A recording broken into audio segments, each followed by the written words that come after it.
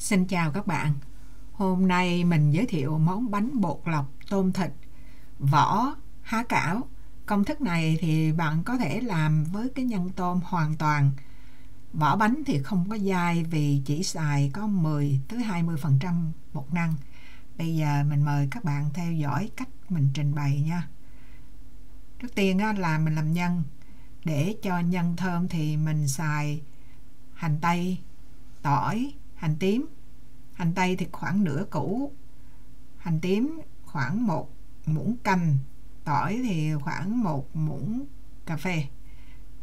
Hành tây sắc hạt lựu, còn hành tím với tỏi thì mình sắc vụn ra.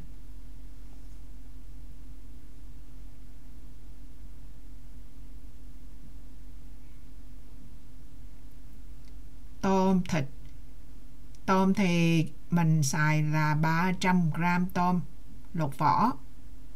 Tôm này thì cỡ chừng 5-60 con một pound, tức là khoảng nửa ký, 5-60 con á, nghĩa là tôm nhỏ thôi. Còn thịt thì mình xài 200g thịt heo. Bạn có thể thì bạn xài thịt heo ba rọi, còn mình làm thịt nạc lưng không thôi. Cho vô 1/3 muỗng cà phê muối, nửa muỗng tiêu,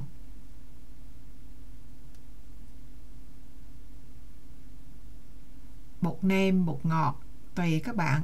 Còn mình thì có sẵn cái bột nêm này thì mình xài vô là 1/2 muỗng bột nêm. Còn ớt bột ớt này là ớt màu thôi, mình bỏ nhiều, cỡ 2 muỗng cà phê để cho nó có màu đỏ. Trong cái ớt này hình như nó cũng có hạt điều trong á. Rồi mình trộn lại. Bây giờ thì mình chưa bỏ muối, chưa bỏ nước mắm, mình chỉ bỏ muối thôi. Rồi hành tỏi thì mình chia nửa ra, một nửa mình ướp vô thịt này, rồi một nửa lát nữa mình sẽ phi hành lên cho nó thơm, hành tỏi lên cho nó thơm. Trộn sơ cho nó đều. Nếu mà các bạn thích thì các bạn gia thêm những cái như rượu hay là những cái thứ mà bạn thích ướp á. Còn hôm nay mình chỉ ướp đơn giản thôi. Chảo nóng thì mình cho vô 2 muỗng canh dầu ăn. Rồi dầu nóng lên thì mình cho tỏi với hành vô cho nó thơm. Xong rồi mình cho tôm vô trước.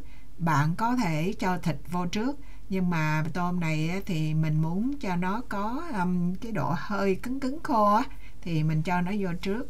Xong rồi mình cho hành tây sắc vụn cho vô. Hành tây hơi mềm mềm thơm thơm rồi thì mình bỏ thịt vô, bỏ thịt sau cùng. Vì cái thịt của mình xài là không có mỡ, thành ra mình chỉ bỏ vô vừa nó hết cái màu đỏ là coi như là mình xong.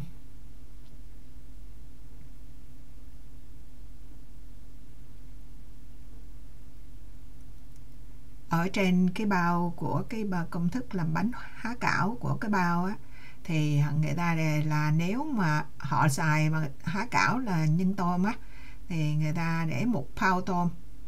Thành ra nếu mà các bạn không có muốn làm thịt thì các bạn xài khoảng chừng 450g tôm.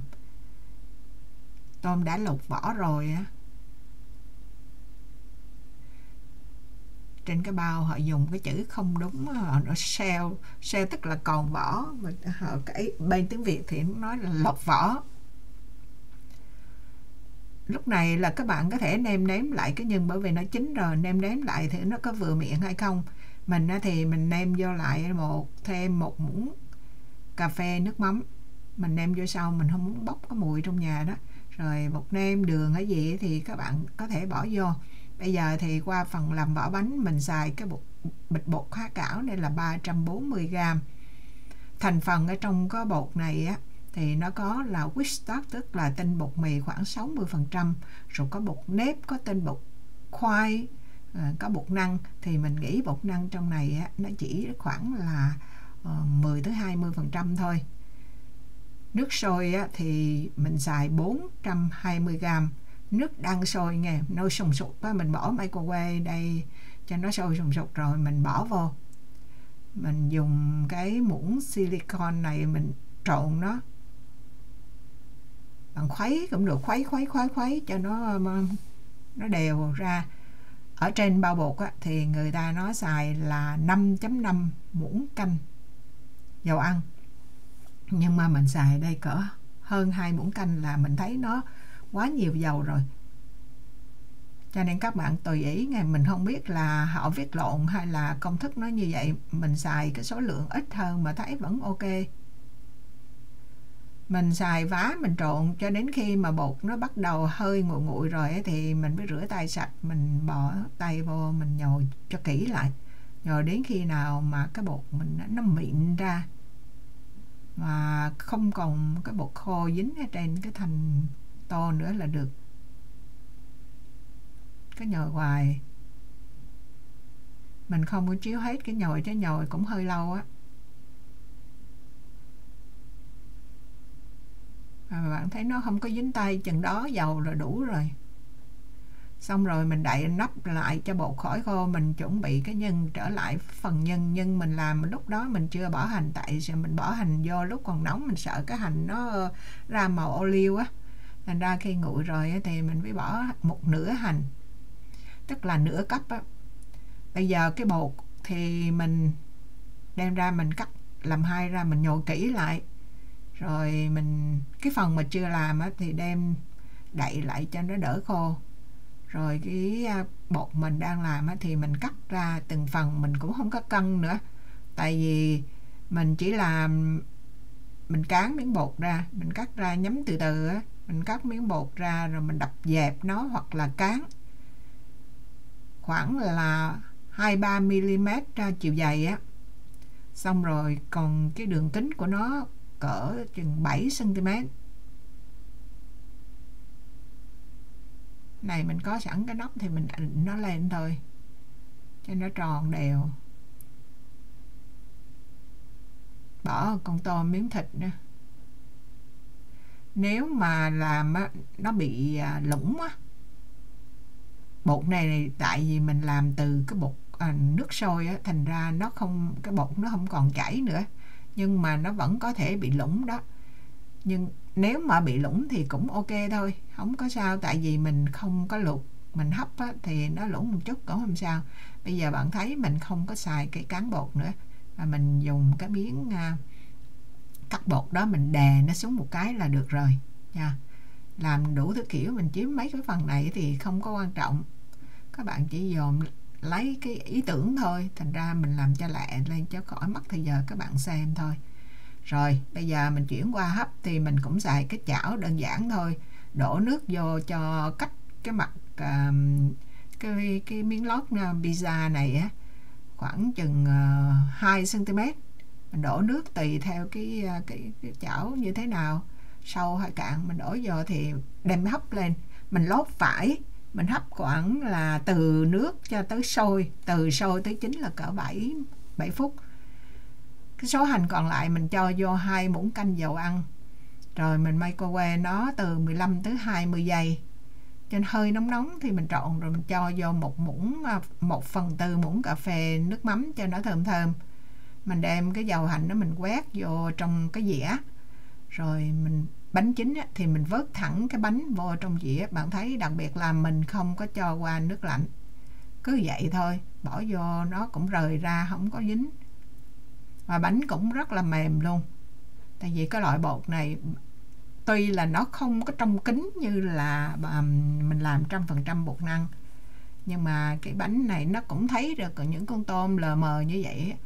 Và mình ăn thì cái vỏ bánh nó mềm hơn.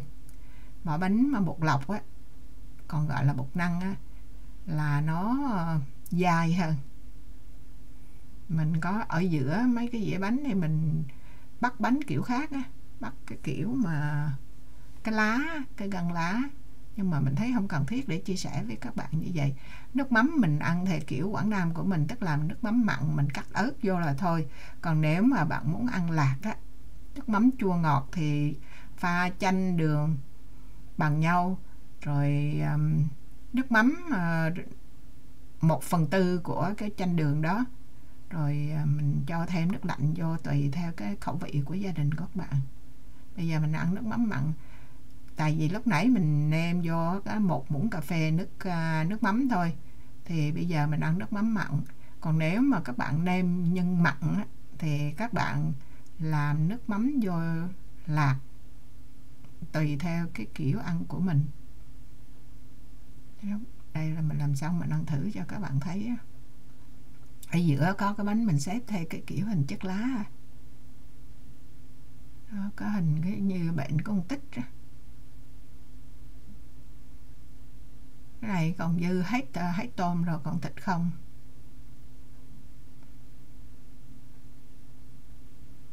Chỉ có vậy thôi. Mình chia sẻ cái cách làm một cái kiểu khác. Ví dụ cái kiểu này thì các bạn khỏi cần chỉ dồn ở trên cái bao bì hay biết sao làm vậy, rồi mình chế biến theo cái khẩu vị của gia đình mình. Thêm nữa là nó cũng là một cái cách như há cảo, thay vì mình gói kiểu há cảo thì mình gói thêm nửa vầng trăng của cái bánh bột lọc. Mình chia sẻ với các bạn nào thích thì làm. Cảm ơn các bạn đã theo dõi, hẹn gặp lại các bạn trong những video kế tiếp. Bye bye.